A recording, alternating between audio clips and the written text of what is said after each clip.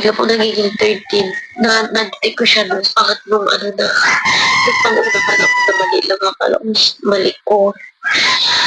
Tapos yung pangalawa, nagtataka na ako. Gusto ko pong mabawi yung pera. Kaya ayun yung pangatlo, halos na ubos lahat. Tarpang hindi.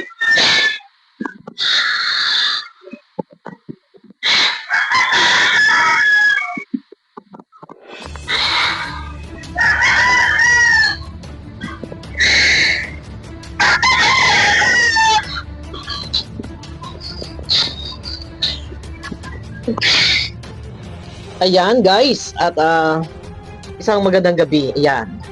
Ito na no, at si Sheena ay umiiyak dahil parang na-scam ba o ano man. Ito guys, ayusin ko ang aking pag-reaction dito no. At baka na naman po sabihin ako ay nagsisermon. Ito po ay aking opinion. Bigay tayo ng advice no. Ibebenta ni Sheena yung kanyang YouTube channel dahil merong mga pinagdadaanan na problema.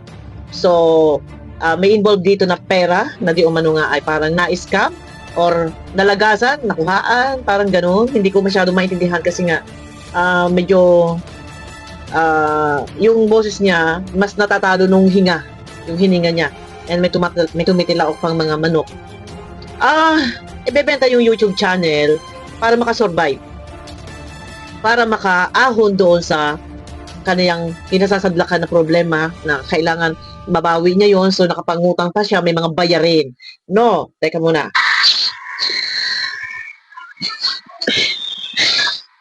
Magbibigay ako sa lahat ng ano siya ng favorite plan na ano na po yung nasa video na pwede magawa namin.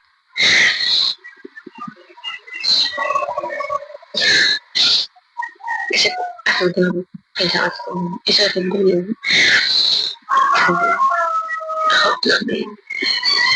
Kasi nagkaroon po ng napakalaking problema.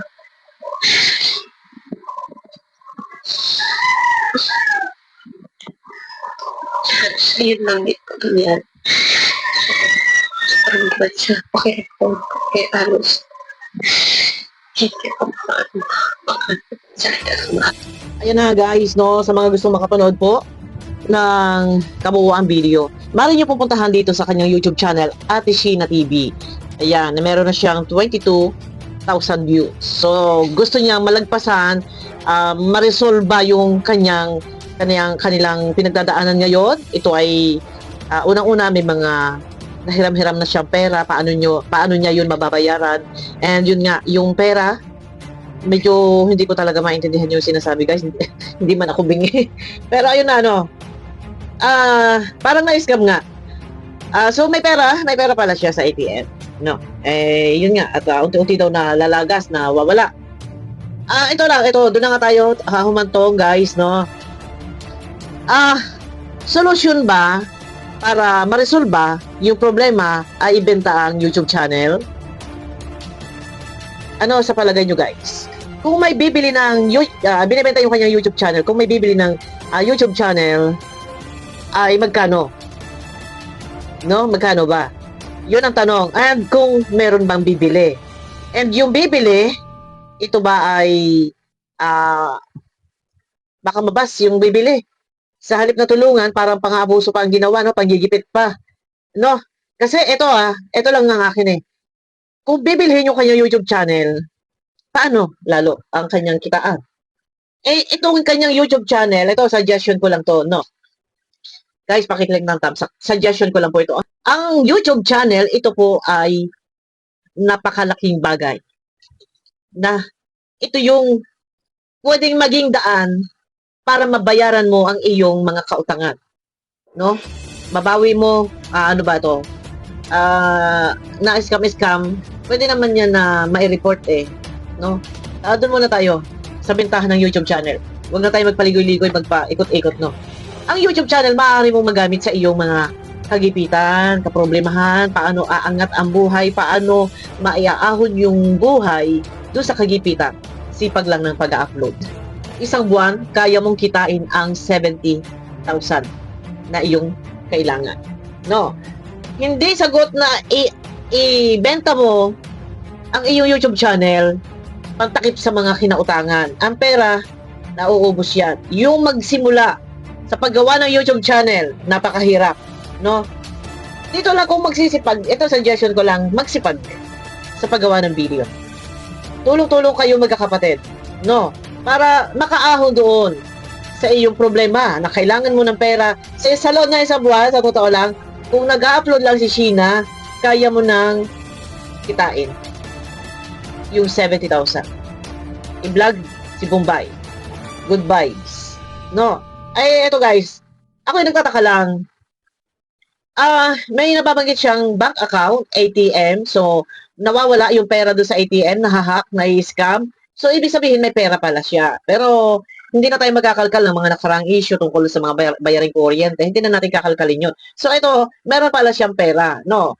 Ang akin lang, ano yung mga application? Wala siya nabanggit. Wala siyang naikwento kung ano mang mga site. Hindi ko masyado kasing maintindihan guys yung kanyang mga salita dahil natatalo ng kanyang hinga sa pag-iyak. No? Yung pagsinghot niya, natatalo yung boses niya. Ngayon kasi sa panahong ito, iingat-ingat kayo sa pag-click, lalo na sa pagtatry mag-click ng mga link, mga online games, mga scatter, yan. Mga online sabong, kung ano man, mga site, mag-iingat-ingat tayo. Ito lang, meron ako maikikwento, no? Dating nakaban, ngayon po ay nakabisikleta na lang. Sa pagkiklik-click po ng mga application, na ito po yung online gambling, mga online sabong.